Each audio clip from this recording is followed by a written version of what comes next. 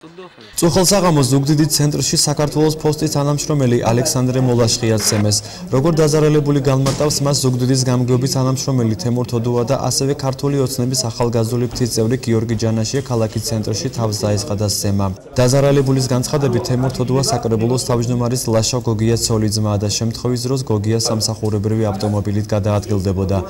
Შემნიშნე ზუგდიდის რაიონის საკრებულოს თავმჯდომარის გოგიას ავტომანქანა პრადოს ტიპის ჯიპი, რომელსაც მართავდა გოგიას ცოლის ძმა თემურ თოდუა, რომელმაც გამაჩერა და მთხოვა მანქანიდან გადმოსულიყავი, ეგრევე გადმოვედი მანქანიდან და მომითხრა, რომ რატომ გაიზიარე სოციალურ ქსელში ფოტო, რომელზეც ასახული იყო თოდუა და მან აღწერილი იყო თუ რა საქმიანობას და რას წარმოადგენდა თოდუა. პირდაპირ გადმოვიდნენ ფიზიკურ და სიტყვის შეურაცხყოფაზე. თოდუამ დამარტყა ხელი, ასევე თოდუასთან იყო თავისი მეგობარი გიორგი ჯანაშია, რომელიც გამოირჩეოდა აგრესიულობით, რომელმაც დამარტყა ცხვირზე ესე თავი.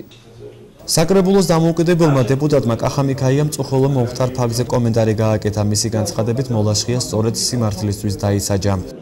საკრებულოს თავმჯდომარის მანქანით ღამე დადის ზონდერ ჯგუფი და თავს ესხმის ჩემს მეგობრებს.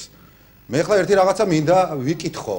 საერთოდ კითხო ყველას სამართალდამცავ ორგანოებს, გოგიას, ედიშერ თოლორაიას, გუბერნატორს, პოლიციის უფროს. რა ხდება მეგობრებო? ღამით სიარული არ შეიძლება?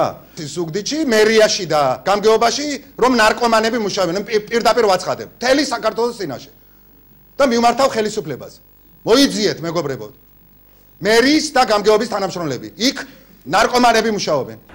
დაზარალებული ალექსანდრე მოლაშხია წოხელო დაკითხვაზე გადაიყვანეს. საქმეზე გამოძიება სისხლის სამართლის კოდექსის 125 მუხლით მიმდინარეობს, რომელიც სცემას და ძალადობას გულისხმობს. თემურ თოდუა და გიორგი ჯანაშია ალექსანდრე მოლაშხიას ბრალდებებს უარყოფენ, თუმცა მომხდარზე განცხადებას არ აკეთებენ. ზუგდიდის მუნიციპალიტეტის საკრებულოს თავმჯდომარე ლაშა გოგია კი უარყოფს ინფორმაციას მისი სამსახურებრივი ავტომობილის თემურ თოდუას ან გიორგი ჯანაშიას მხრიდან გამოყენების შესახებ.